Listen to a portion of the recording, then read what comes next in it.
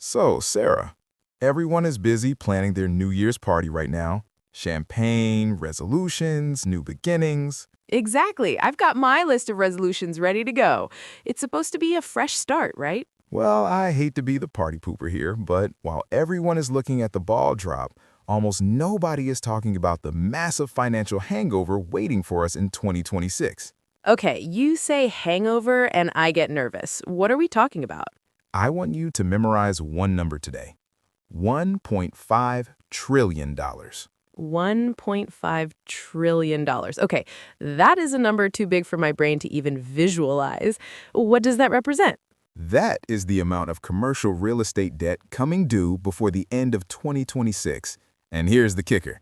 At the exact same time that bill comes due, the biggest tax cuts in American history are set to expire. So let me get this straight. The government is broke, bills are coming due for companies, and my taxes might go up? Exactly. The banks are tightening, and if your money is locked in illiquid assets, you might be the one left holding the bag. Okay, that sounds terrifying. It shouldn't be terrifying. It should be motivating. Today, we aren't talking about panic. We're talking about preparation. This is the 2026 warning. Welcome back to the show, everybody. I'm Sarah. And I'm Mark. And today we are looking at the calendar a little differently than everyone else. Look, Mark, I know talking about taxes and debt isn't exactly the fun episode. It's not the sexy topic. It's definitely not.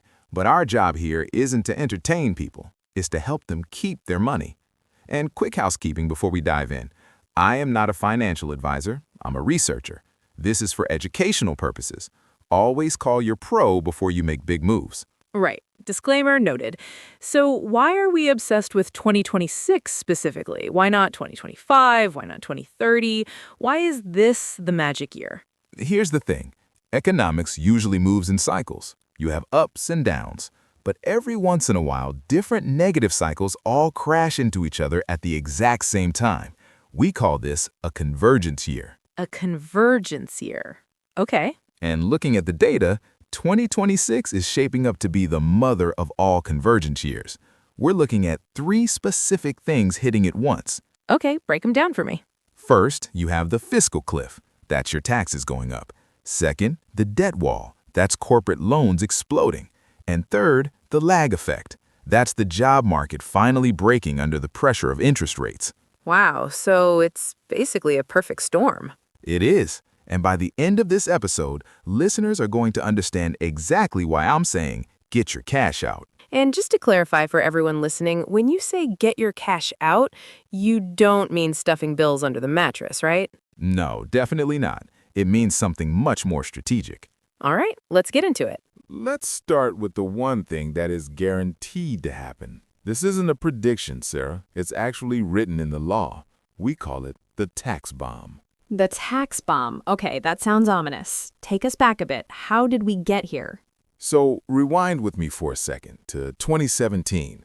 Congress passed the Tax Cuts and Jobs Act, the TCJA. You remember that? Yeah, vaguely. That was the big overhaul, right? Right. It lowered rates. It doubled the standard deduction. It basically put more money in most people's pockets. It was a good deal for taxpayers. Okay, so what's the problem? The problem is the fine print. To get it passed through the budget rules, they had to put an expiration date on it. It wasn't permanent. And let me guess, that date is coming up?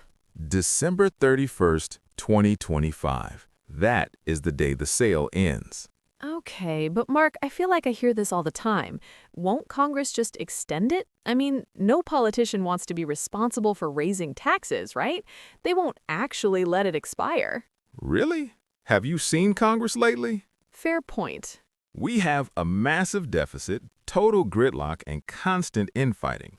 Betting your financial future on Congress agreeing on a massive tax cut package in this environment, that is a very risky bet. So if they do nothing, if they just sit on their hands, taxes go up automatically? Automatically. And I'm not just guessing here. I was looking at the data from the Tax Foundation, which is a really respected, nonpartisan think tank. They ran the numbers. And what does it look like? If these cuts expire, obviously the top 1% get hit the hardest. They're looking at losing over 3% of their after-tax income overnight. Okay, but for the average person listening, the middle class, are they safe? No, and that's the scary part. The Tax Foundation data shows a significant hit for the bottom 20% and the middle class, too. You lose that higher standard deduction, your bracket might shift. So let's paint the picture here. It's January 2026. Inflation is likely still annoying everyone. Grocery bills are high, and suddenly my paycheck gets smaller because the IRS is taking a bigger slice? Exactly. This is the first part of what I call the liquidity crunch. You simply have less disposable income to work with. So that makes sense why you said get your cash out. It's not just about investing, it's about having the liquidity to pay the tax man. Right, because come 2026, the discount is over. But honestly, Sarah, the taxes are just the slow bleed. Oh, great. What's the fast bleed? The fast bleed is what's happening in commercial real estate. And this is the blunt force trauma. So, we need to talk about commercial real estate. Now, Sarah, I can feel people tuning out already. They're thinking, I don't own an office building, I don't own a skyscraper, why do I care? Right. It feels like a billionaire problem. If some developer loses his office tower, does that really affect me? It absolutely does. This affects your house, your bank, and your job. Here's the situation. Back in 2020 and 2021, interest rates were effectively zero. Companies and real estate developers borrowed massive amounts of money, billions. Because money was cheap. Exactly. But commercial loans are weird. They aren't like a 30-year fixed mortgage on your house. They usually act like a balloon. You pay interest for maybe 5 years, and then, boom, you have to refinance the whole pile of debt. And I think I see where this is going. 5 years after 2020 is 2025. Bingo. And 2026. So do the math with me here. If you borrowed $100 million at 3% interest, life is good. You can make those payments. But now it's 2026. That loan is due. You have to refinance. But rates aren't 3% anymore. They're 7% or 8%. So your monthly payment basically doubles? It doubles. And at the same time, your office building is half empty because everyone is still working from home. So your costs doubled and your income was cut in half. That sounds like being broke. It's being mathematically bankrupt. And I'm not just making up scary scenarios here. This is what Wall Street calls the maturity wall. I was reading a report from Morgan Stanley, and this number stopped me in my tracks. What was the number? They project that roughly $1.5 trillion in commercial debt is maturing right in this window, 2025 and 2026. 1.5 trillion. That's a lot of zeros. Bloomberg analysts are saying this could force commercial property values down by as much as 40%. Okay, but Mark, I'm going to push back again. Even if an office building drops 40% in value, why does that hurt the value of my house in the suburbs? That is the million-dollar question. It's the contagion risk. Sarah, who do you think holds those loans? I assume the big banks. Chase, Bank of America? Actually, no. It's mostly the regional banks, the local banks. If those developers default, the regional banks take the hit. And when banks get scared, what do? They shut the tap off completely. They shut the tap off completely. It becomes impossible to get a car loan, or a small business loan, or a mortgage. And Sarah, when nobody can get a mortgage, what happens to the value of your home? It drops because there are no buyers. Exactly. This is the wall of worry, and we're driving straight toward it at 100 miles an hour. Okay, I'm thoroughly spooked now. We have the tax hike squeezing us and a banking crisis potentially crushing our home values. So, breathe. I know that was heavy, but remember what I said at the start. Panic is expensive. Preparation is profitable. So let's pivot to the solution. The title of this episode is Get Your Cash Out Now. Tell us what that actually means, because I still have that image of burying gold in the backyard. It does not mean that. Getting out means getting out of risk and moving into safety. I have a 3-step playbook for surviving 2026. All right, lay it on us. What is step 1? Step 1 is what I call the liquidity shield. In a crunch, cash is king.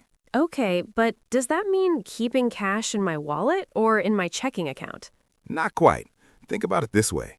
If banks tighten up lending in 2026 because of that commercial real estate mess we just talked about, you cannot rely on a credit card or a home equity line of credit as your emergency fund. They might cut those lines overnight. That's a scary thought. Your credit limit just vanishing? Exactly. You need actual cash, but don't let it sit in a checking account earning 0.01%. That's losing money to inflation. You need to look at T-bills, that's treasury bills, or high-yield savings accounts. So keep it safe, but make it earn something. Right. Keep 6 to 12 months of expenses liquid. This is your dry powder. If the market crashes 30%, everyone else is panicking, but you have cash ready to buy up cheap assets. Okay, so step 1 is liquidity. What is step 2? Step 2 is the hard asset hedge. Sarah, if the government tries to print their way out of this debt crisis, which they probably will, the dollar gets weaker. So what protects you? I'm guessing gold. Gold. And I'm not the only one saying this. Look at the World Gold Council data. Central banks, we're talking China, Poland, Singapore, they have been buying gold at record paces for the last 2 years. So the big players are already moving. They are hedging against the dollar, so shouldn't you consider having maybe 5% or 10% of your portfolio in something real? That makes sense. Follow the smart money. Okay, what is step 3?